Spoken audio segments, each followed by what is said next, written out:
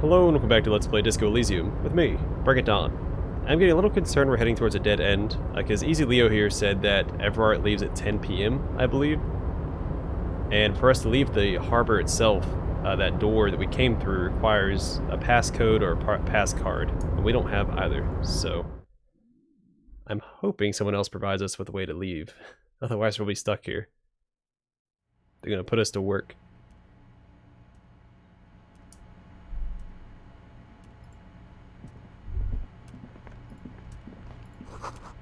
A stair made of pallets leading up. Look, something forgotten on the coffee table. This is cool. He has a little office in like the storage containers. A large table with two huge vacuum-insulated thermal coffee dispensers. Someone has forgotten a small plastic card next to the stacks of cups. Oh, perfect. That's exactly what I needed. Peer into a discarded coffee cup. I look into one of the old coffee cups. You see nothing exceptional. It's a dirty cup, smudged brown, with old ground coffee stuck to the bottom. Slowly getting moldy. What am I supposed to see here? Look closer. If you squint your eyes enough, the coffee grounds almost seem to make up two letters, F and K. It's a clue. A clue of what? A clue about the person behind all the murders. Yes, of course. It's certainly not just an example of pareidolia, noticing patterns in noise. Worth it. It's meaningful, I swear.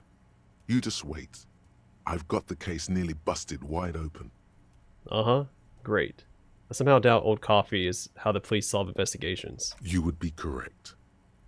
Pick up the card. You snatch up the red plastic card. It features a black contour of a crane lifting a container.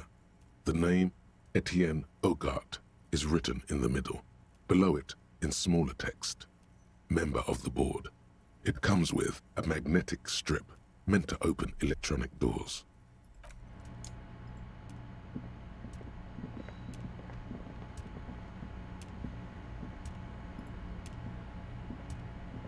A taxidermy fish that tells time.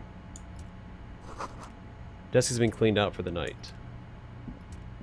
Darn, I was kind of hoping since he wasn't here at night, we could have, dug around a bit or something.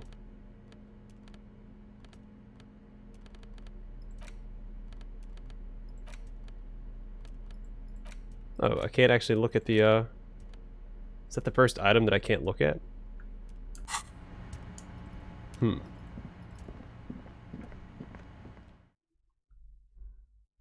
Well, we found our way out. Downside is I don't think that we have anything else to do tonight.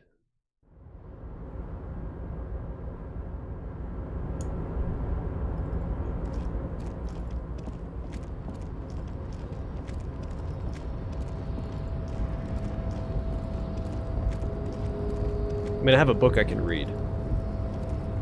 You're back before the cargo container.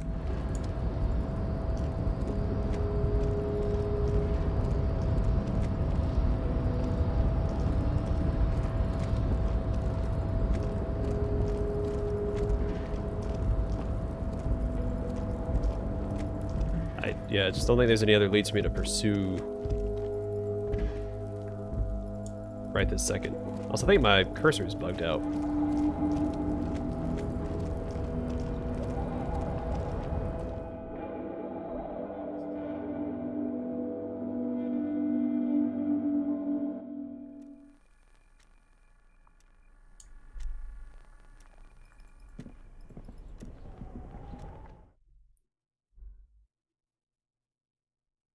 So I think what I'll do is I'll take Kim back to his room. I assume we get another debrief for the night. I'll read that book that we picked up here at the harbor.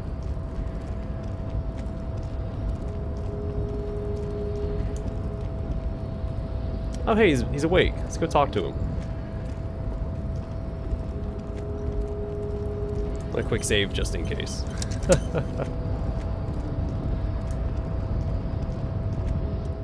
Do not presume this has drastically altered our race dynamic.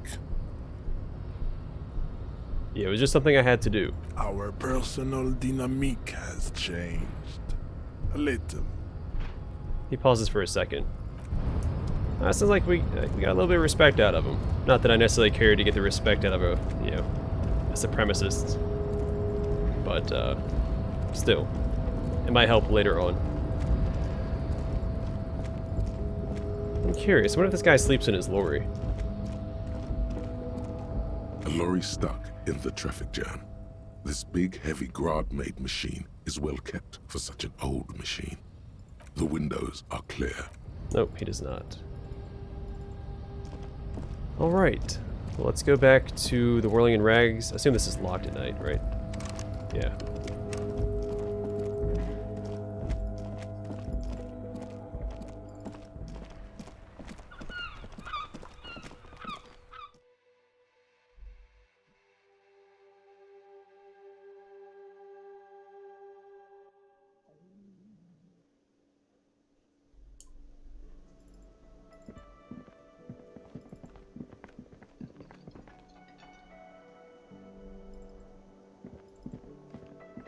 So I can't speak to this guy. I don't know what this guy is doing.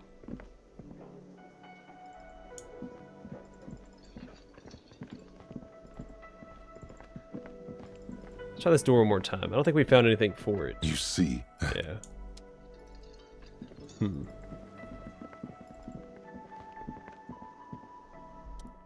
I help you? He arches an eyebrow. About my bill for tonight. Got the 20 real? Yeah, 20 real for the night. Good. You got the room for the night, but remember, you'll need another 20 real tomorrow. Alright, we're basically broke.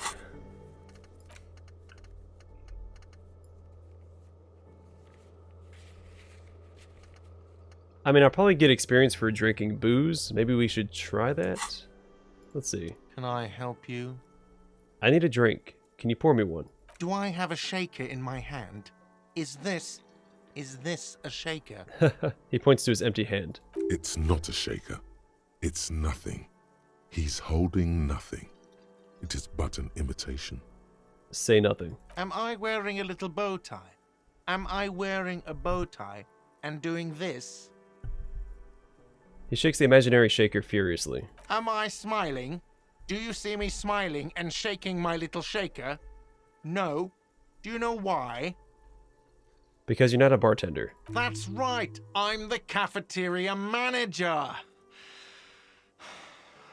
I'm glad we cleared that. Was there anything else? He calms his breath. Play Jeez. it calm.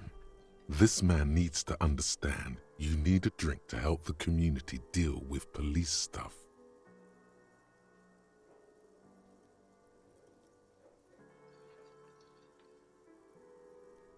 Oh, fine then. That's something else I needed. Like what? To leave. Alright, cool.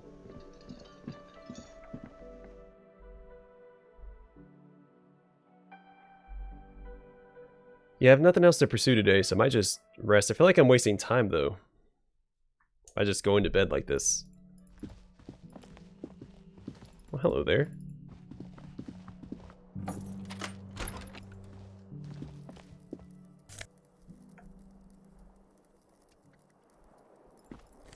No, debrief. Debrief.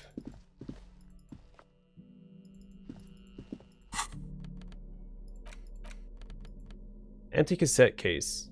There used to be a tape in this case, but it was destroyed in a fit of rage.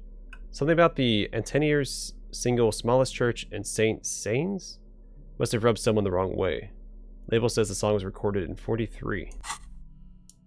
What if she's home? The door is closed. Still nothing.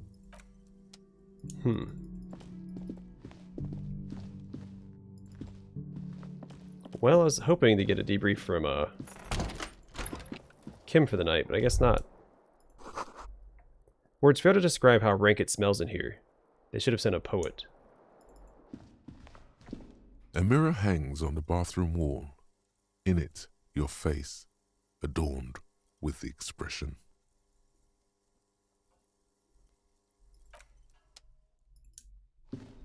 Alright, well, let's read this book, I guess. We might take a tour around town just to see if there's anyone to talk to, but I don't suspect there's going to be. The front of this quarterly journal features a large satirical portrait of the late King Friesel. From the sides of his head, a pair of white antlers spread to the corners of the cover. Why Friesel? Because Friesel was incompetent, foolish, and cruel. In short, the embodiment of everything the communards wished to overthrow. It's satire, you see. Oops, sorry, dropped my headset. Flip through the pages, see what catches your eye. To your disappointment, there aren't any full-color pictures to direct your attention. Just column after column of closely set text, interrupted occasionally by little doodles in black and white. After rifling the pages with your thumb several times, you return to the table of contents. The magazine is divided into several sections: international developments, Kunst und Kultur, and local concerns. Just inside the cover, there's also an editor's note. Read the editor's note. Comrade, as you know, this journal takes its name from Mazov's immortal expression, du cristal à la fumée. This was his way of describing the way the rigid, crystalline structures of capitalist ideology turn to smoke under communism. But, like the structures of capitalist ideology, we too are at risk of going à la fumée, unlike many publications which are content to spoon-feed their readers reassuring drivel. La Fumée is committed to telling the radical truth, even when that truth may drive away potential subscribers. Only 4 issues, and it sounds like they've already alienated their readership. So please, if you value our radical Mazovian perspective on contemporary politics, culture, and international affairs, please consider subscribing today. Yours in struggle, the editors. You flip back to the front of the magazine. The table of contents unfolds before you. I want to catch up on international developments. This section includes a long, tedious critique of the latest round of free trade negotiations between the EPIS nations and the Free State of Semenine. You also skip over an article about heavy fuel oil smuggling along the Mesk-Messina border, something about bear wrestling in Samara, book riots in Yugograd. Face it, you really aren't interested in foreign affairs. You're not even sure where most of these countries are. You flip back to the front of the magazine. The table of contents unfolds before you. What is Kunst und Kultur? It takes a moment, but gradually it dawns on you that Kunst und Kultur must mean arts and culture.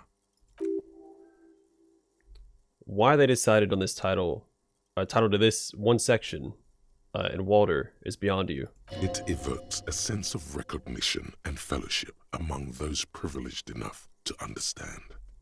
As you leaf through this section, you come across several reviews of recent radio plays, as well as a brief artist spotlight featuring a local artist identified only as CS. The main feature, though, is a long essay titled Tip Top Tournée, a critical Mazovian perspective. Read the profile of CS. This so-called artist spotlight is really just a brief Q&A, made all the briefer by the subject's evident hostility to her interviewer. Just a moment. What is this Tip Top Tournée? The actual article is surprisingly light on details, but after skimming a page or two, you gather that it has something to do with motor carriage racing. Yeah, I think when we saw where that car leapt over the canal, which I still think is our character's car, they mentioned something about Tip Top Racing or something like that. If you don't follow it, you only ever hear about the ludicrous sponsorships and obscene death toll. Alright, let's see what these communists have to say about Tip Top. You think you're settling in for a relaxing recap of the most recent season, maybe sprinkled with some nice anecdotes about a few of the more colourful drivers. Instead, you find yourself skimming a 10,000-word feature about all the politically problematic aspects of Tip Top Tournée. Wait, what's wrong with Tip Top? Where to even start? For one, there's the crass commercialism of its sponsorships. And then there's the practically criminal emphasis on deadly motor crashes. Hang on. Who wrote this stuff? Oddly enough, this article has 2 bylines. Nasteb Encolada Bernal and Exilus Buka. There's no way those are real names. Wait, why aren't they real names? Have you ever met anyone named Exilus? Come on, they're plainly pseudonyms. What's so bad about sponsorships? Under capitalism, the article says, every pursuit has its price. Every pleasure, even one as elemental as the joy of racing others around a track, is reduced to an advertising opportunity. Thus, the so-called tournée becomes a competition between increasingly meaningless brand signifiers. Your discount laundry detergent racing against a pack of Astra cigarettes, or even a fritter. Right, but then you get to see them crash. And that precisely is what's problematic about it. Were it not for the promise of random, spectacular violence, audiences would quickly lose interest. At the end of the day, it's the destruction of these 750,000 real races that you're really watching for. I don't care for circuit racing. I'm more of a drag racing guy. So I will say that I like it for the racing. No, I'm pretty sure I like it for the racing. Sure, you think that, but subconsciously, it's the visions of brand names being engulfed in flames that you crave. I guess I've never thought about it that much. That's because you haven't been reading critically. But don't worry. The whole point of these sorts of articles is to let someone else read critically for you. You flip back to the front of the magazine. The table of contents unfolds before you.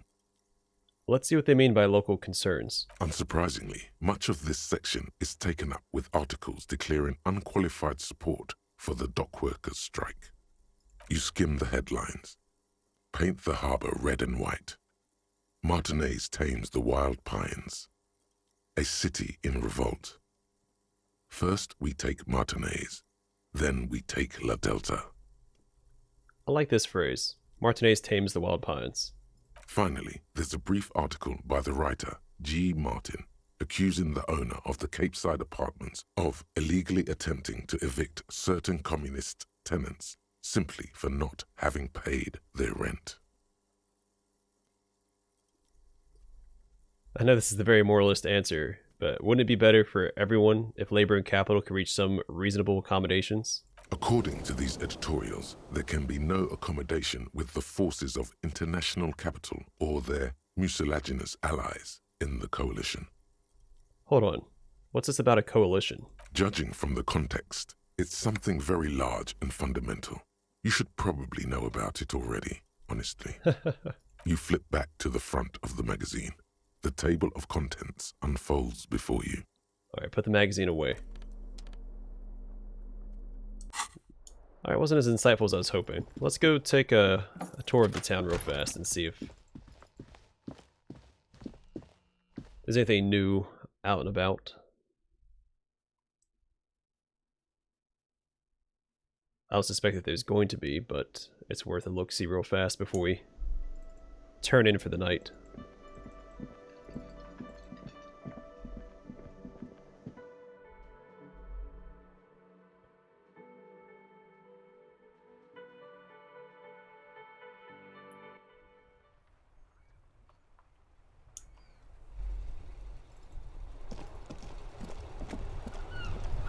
I can interact with this with Kim around.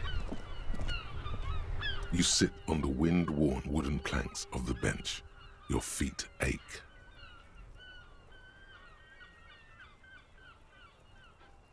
Well, we have time to spare. I mean, at this point, I don't think anything progresses anyway. Once 2 a.m. hits, I think everybody that's out after 9 a.m. stays out till 2 p.m. anyway. I don't think anything changes between that time, except for Evrart Claire, who I think is supposed to leave work at 10 p.m. Either way, we'll see what these say. Twiddle your thumbs, wait 15 minutes. The twiddling barely keeps your hands warm against the frigid wind blowing from the coast. After a while, you've had enough. Stare into the sky. Time passes. The glacial gusts from the sea do not a pleasant rest make. You should probably move before you freeze. It's getting late. Time to head to sleep. Best not stay outside on the wind-stricken coast. It is the dead of night. Now is not the time for sitting, but for sleeping. It is time to find a bed. Well, let's go see if the pawn shop has anything unique when Kim isn't around. See, look, there's already a new check right there. Which means we're about to get paid 10 whole cents. Scribble between the thighs of a page 3 girl. Lingerie du disco.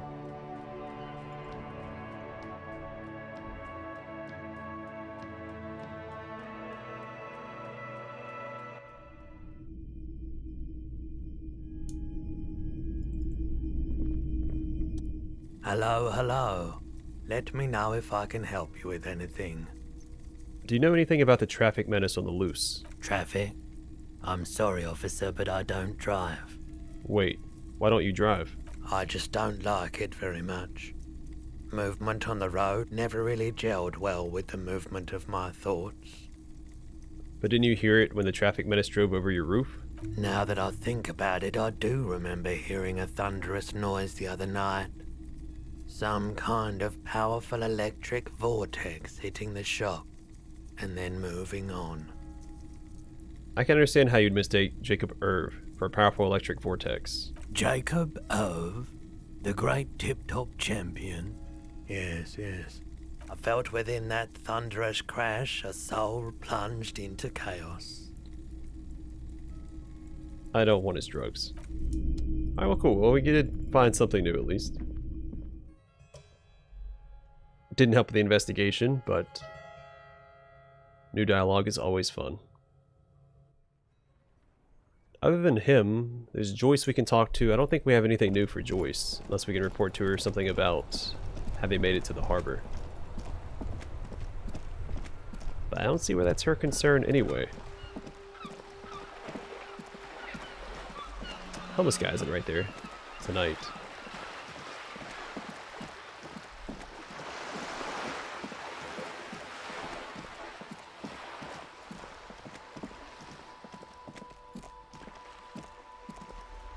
Hello again, officers. Have you come to admire my mural? No, I have not.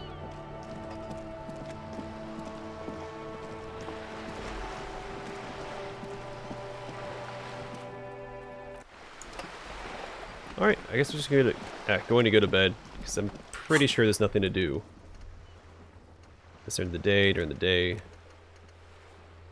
Just don't think there's any more progress for this anyway. We know where another piece is rumored to be, but we can't access it yet. This is going to take us past the canal as well. Past the canal. This is just a work in progress. I need more empathy to relate to Kuno. These I'm still not sure about, but we've talked to everybody we can talk to. That's for the blue door and the whirling in rags. Need help from the Union for that.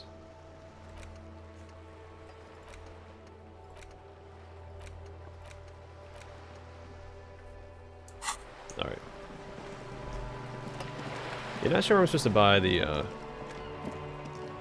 sad song. I wonder if I have to buy that item from the pawn shop. Maybe it already has the song loaded into it, so when I buy it, I get the song with it.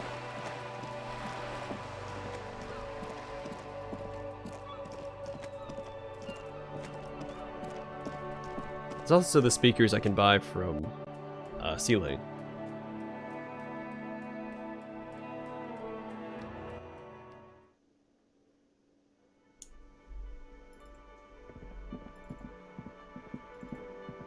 Either way, we're going to call it a night. Again, I feel like I'm wasting time. I have a whole half an hour before 2 a.m., but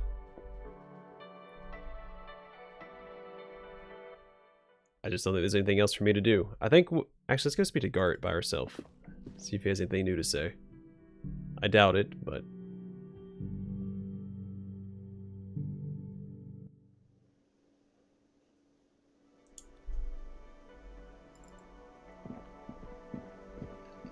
Can I help? Nope. Alright, to bed.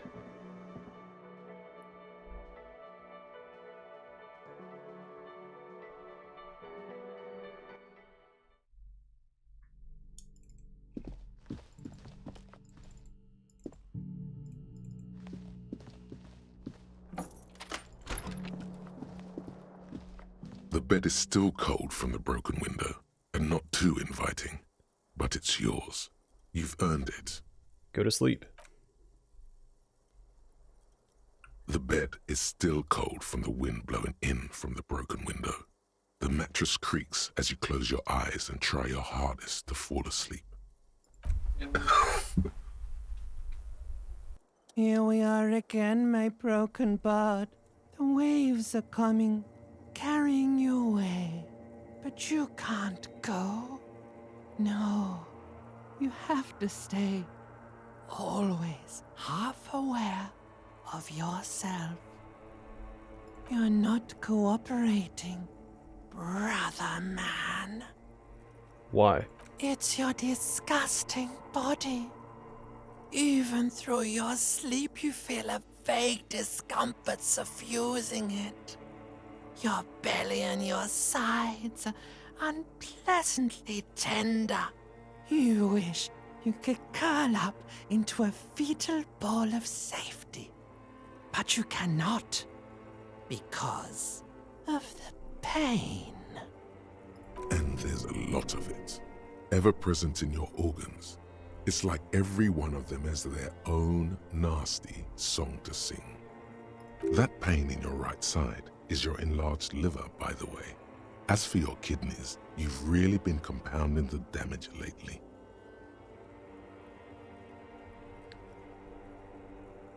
Yeah, these are my just desserts. I endure this pain with dignity. There's no dignity here. Only reflections of your body mass. Flashes of the day. You keep coming back to yourself in the mirror. But why? To admire all your accomplishments? You're just stuck here, in the half-world. Could try looking at other people. Really looking. But why would you want to start doing that? Just get me out of here then. Back to the other place. Oh, baby boy, you're already in the other place. There's no nourishment for you tonight. Maybe tomorrow.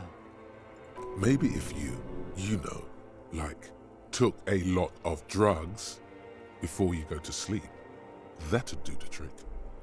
Maybe if you cracked the damn thing, then you'd feel satisfied and tired, holding the picture puzzle in your hands, complete. Maybe if you weren't so hard on yourself. What do you think you're doing right now? Coming to some greater awareness? Look at all these lights, blinking in and out of existence. Thoughts! You're just pretending that you're asleep, even to yourself, while the world goes on without you. Let it. Let it. But it never seems to let you go, does it? Time to rise and wipe that shining sweat off as best you can. Gather your bearings. Rock and roll. Open your eyes.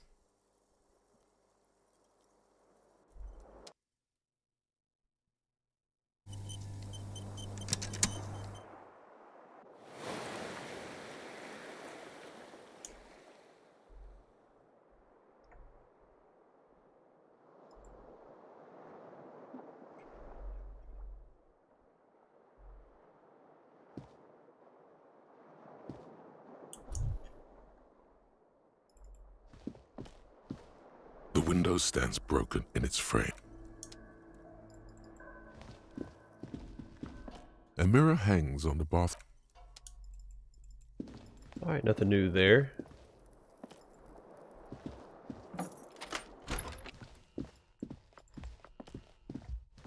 The door is closed. Still nothing. This door can only be... Alright, nothing new there. Well, this is day 3. The water lock should be fixed, or we should be able to cross the canal to the southwest. A lot of new people. Oh, these are from the RCM, aren't they? I probably don't want to talk to them before I talk to Kim.